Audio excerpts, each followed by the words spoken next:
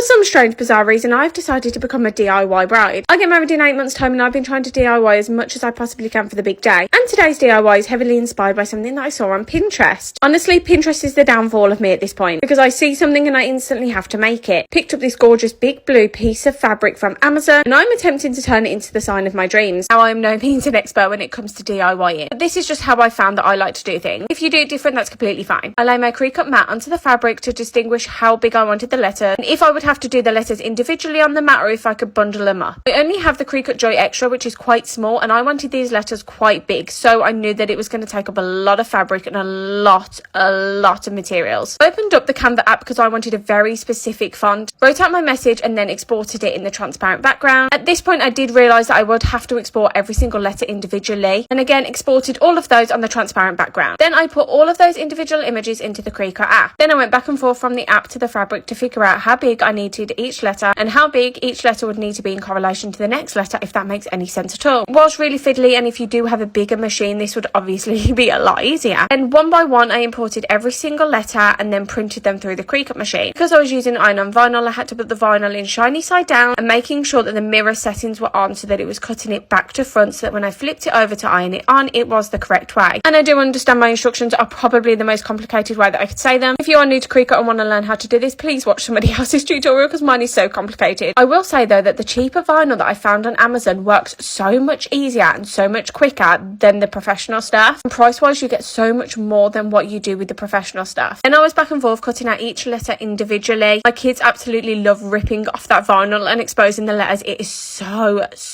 satisfying. Then onto the fiddly bit, because even though I was doing each letter individually, the M was far too big to be done on its own. So I had to cut the letter M into 2 separate pieces so that I could print it out half by half. Got my tape measure out to make sure that everything was straight and started putting all those letters onto the fabric and cutting off any excess fabric so that I could put all the letters as close together as possible. Now it's for the hot bit. You can do this on an ironing board, but because this was so big I wanted to do it on the floor. Placing a towel on the carpet so nothing transfers from the carpet to your fabric. Using a tea towel, you can use greaseproof paper, but I prefer tea towels. And then just leaving your iron on top of each letter. Once they've been heated enough and cooled down, you can start pulling it all off. I was having to go back and forth between pulling them off and putting new letters down so that they all kind of look like they were joined up right in, and not just individual letters that have been cut out. Honestly, I was shocked because I bought this vinyl off Amazon and it was transferring so much faster than when I bought the expensive stuff. And here is the complete piece of art. I absolutely love this. And if anyone says it's not central, it's not supposed to be because it's going to be hanging over a table. Cannot wait to see how this looks on the actual day. I'm obsessed.